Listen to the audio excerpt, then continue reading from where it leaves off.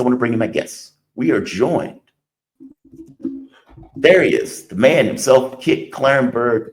Kit Klarenberg, I hope this is right. It's been a while since I had you. Correct me if I'm wrong. Investigative journalist documenting state crimes against democracy. But from my understanding, you're on Substack. Where else can people find you, Kit? Well, I mean, I also run the Grey Zone UK section, which is a indispensable and reliable source of investigative journalism on all sorts of matters. We now have a rather exciting story out about a damning European Court of Human Rights ruling, which found Ukraine liable for the May 2014 Odessa massacre. The Western media didn't go anywhere near this, so check it out. And I'm also a regular contributor to Mint Press, and my friend and confederate Alex Rubinstein and we run a podcast or investigative project called Active Measures. So maybe see you there. Fantastic. You are all over the place, and I follow your content. The Grey Zone is fantastic, by the way. Go into that for me just a little bit, because you're right. Western media didn't really cover it, even though I saw it. I think this was last week, where they ruled that Ukraine was responsible. But I mean, they added in, well, there was Russian propaganda. Okay, dude, but whatever, right? Ukraine was responsible for the Odessa massacre. They stood there, let it basically take place. Some people were even involved in it. The state didn't get involved in the way that the state should have, and all of these people effectively died. Dig into that just for a little bit before we go into the other stories. Oh, yeah, sure. So, I mean, the May 2014 Odessa massacre, it was a very key, it's rather forgotten now, but it's a very key moment in the build-up to the all-out proxy war that erupted in February 2022, where effectively the Odessa is a historically Russian city with a sizable Russian-speaking population who identified as Russian, or indeed had a high degree of nostalgia for the Soviet Union. At the start of May, anti-Maidan protesters got into a standoff with some neo-Nazi demonstrators in the city. Like huge fracas, huge skirmish. The anti-Maidan protesters ended up fleeing because they were being shot at and killed in the manner of the Maidan Square sniper massacre, which we now know was a false flag orchestrated by pro-Maidan far-right elements. Yeah. They barricaded themselves in this building in a main square in Odessa to kind of escape these kind of armed ultra-nationalist lunatics. The building was then set on fire, and the fire service and police did nothing as people died, were burned alive, died of smoke inhalation.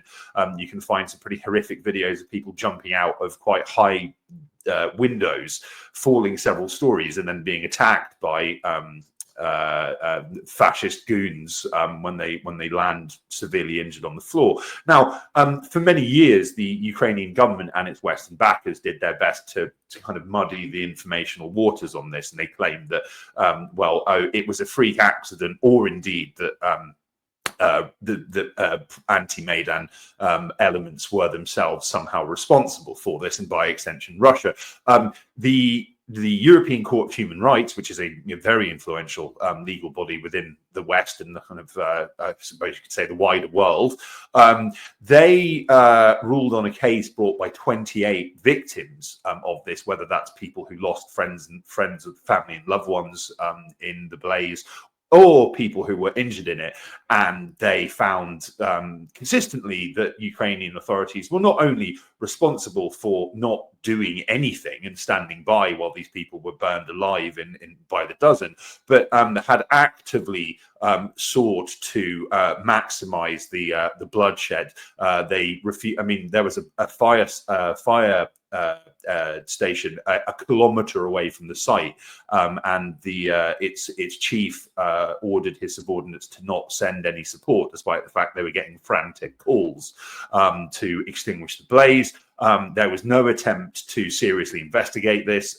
There was no attempt to prosecute people for their involvement in this, despite the fact that, as I say, there is extensive video evidence where, people without masks or any kind of attempt to disguise themselves are like making Molotov cocktails to throw at the building. And I might add as well that there was a prominent neo-Nazi in Odessa who every single year would post grinning selfies of himself as he held a barbecue, recalling the Odessa events, and boast about how he was involved in burning Russians alive. And he was recently shot in the street in Odessa because in his later years he became a military recruiter, and by that, that's a conscription gang leader who drove around Odessa finding men to kidnap and throw into the meat grinder in Donbass. So it is a landmark ruling. It has been spun by Ukraine and its supporters as a vindication.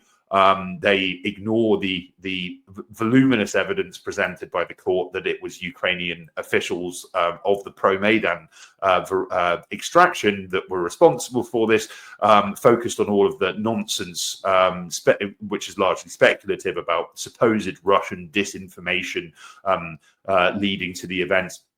And as I say, the Western media has not gone anywhere near it, which, is a very, if it had the court found against Russia, we could expect blanket media coverage, but that didn't happen. So that's just one of our latest investigations. Please do check it out on thegrayzone.com. Increasingly difficult to come by via internet search engines, but, we're still here and we're still fighting. That's all you can do. That's all you can do. I'm saying this from a channel, like, they literally got rid of our network, right? So I understand the pressure that is being applied. The UK doesn't even have a First Amendment. Nope. You can imagine Google search engines, these things are working from a particular point of view. So yeah, check out his work, UK Gray Zone. They do fantastic work, to put it mildly. I have to hit Starmer. Please do. The notion that the UK military is up to fighting the Russians. And, when Donald Trump turned to Starmer after he got sick of Starmer running his mouth, was like, hey, you can fight the Russians, right? And everybody in the room laughed. That should get across, like, the actual point of view. That's the reality of it. The fact that you can make a punchline of it shows the reality of it. Starmer comes out looking for a coalition of the willing with Macron. He says, we will put 10,000 troops in Ukraine. And people are like, okay, dude, what are you doing? Obviously, this is a tripwire. And obviously, they're trying to goad the US into a fight, believing that their troops will be this tripwire. Macron seems to be on board for this. Every bad idea Macron loves, despite the fact he has no political power at home. And the UK military comes out and effectively says, okay, Starmer got ahead of his skis. There are no plans for this. We're not in a position to do this. Which is, I've never seen happen before. Meaning, I've never seen the military come out and contradict the person who's ahead of the military saying, that guy's out of his mind. We're not doing that. Give me your take on this. Is the UK really ready for this military engagement with the Russians in the way that Starmer keeps insisting that they are, keeps advocating for, keeps implying? I just saw an article come out where they're trying to say that the Russians were involved in the fire at the airport, Heathrow Airport. It's like, and Starmer gave the speech, Russians are in our air, sea, and water. Okay, dude, what are you doing right now? Give me your take on this. Is the UK really ready and gearing up for a war with the Russians? Yeah, well, this is the thing. It must be remembered that yes, there is. It was reported all of 2 days ago, I believe, that senior military sources had briefed the Daily Telegraph, which is a very pro-Ukraine publication, I might add, with a history of publishing about the worst takes imaginable on how Putin has a few weeks left in power, only to retract their previous reporting and acknowledge that the battlefield situation for Ukraine is desperately bleak and irrecoverably so. It was reported that senior military sources had dismissed Starmer's fantasies of deploying soldiers to British soldiers to Ukraine. And claiming that Starmer has gotten ahead of himself, and this follows Witkoff, who's Trump's envoy, very brutally smacking down European plans for a peacekeeping contingent being sent to Ukraine, and claiming that European leaders have this delusional notion that they're going to be the next Winston Churchill. This is not the first time this has happened. Okay, like there have been numerous examples where bold pronouncements and declarations have been made by Starmer, only for both current and former senior British military officials to say this is fantasy and we wouldn't be able to do it. Now, the entire British military is so hollowed out that its entire size, which includes not just frontline fighting forces, but also, people, kind of backroom medical staff, etc. They couldn't fit in a football stadium. Like the British Army today is its smallest it's ever been in centuries. It doesn't have the tanks. It doesn't have the military industrial capacity to create ammunition or shells or missiles on any scale. There was in 2021, there was a quote unquote stress test that was conducted by the Ministry of Defence to see how the British Army would fare in a true war scenario, not just an Afghanistan or Iraq where you're fighting farmers armed with AK-47s. And it found that the British Army ran out of ammunition within about 2 weeks. Right. So, it is on the one hand, it is deeply disturbing that European leaders, with Starmer at the head of this kind of mass insanity, that are speaking in these incredibly hawkish terms. Kaja Kallas, who is the former Estonian prime minister, who's now the EU defense chief, God help us all, has been coming out with statements like, well, we need to defeat Russia, because if we can't defeat Russia, how can we defeat China? I mean, they're looking beyond this proxy war and apparently into launching conflict with Beijing. I mean, that's very worrying. And it's this kind of rhetoric, which is hampering attempts by the Trump administration to broker peace. At the same time, it's not backed by anything. The European powers do not have the militaries, the wealth, and as I say, the key aspect here, the industrial capacity to even think about deploying to Ukraine. As you very adroitly stated, this is quite clearly intended to be a tripwire. And I might add that in my neck of the woods, the Balkans, there are in Bosnia, in Kosovo, and elsewhere, there are scores of British quote unquote peacekeepers who are quite clearly their purpose is to stir up tensions. Local populations don't want them here. And, it means that we are one stray trigger pull away from potentially another front in this proxy war erupting. But, people in this region don't want that and are determined to avoid it at all costs. So the new plan seems to be, yes, let's get some Western soldiers and maybe some Western jets into Ukraine, which Russia, as they've stated very plainly, would target and would view as a palpable demonstration that Paris and London and DC and Brussels are far from proxy war sponsors. They are active belligerents in this, and then if and when Russia does target these people or these vehicles or whatnot, then hopefully the US will come to the rescue from the perspective of London and Paris. But that's not going to happen. It is very, very, very clear that for all of the Trump administration has been rather inconsistent in its messaging on this, and they've gone from claiming that Zelensky has no cards to Putin has no cards. It's been difficult to gauge what their position is. Although overall, I would say that the indicators are that they do want this over sooner rather than later, and there is talk of trying to broker a ceasefire before Easter. I mean, again, I don't think that's going to happen because the Russians have very little incentive to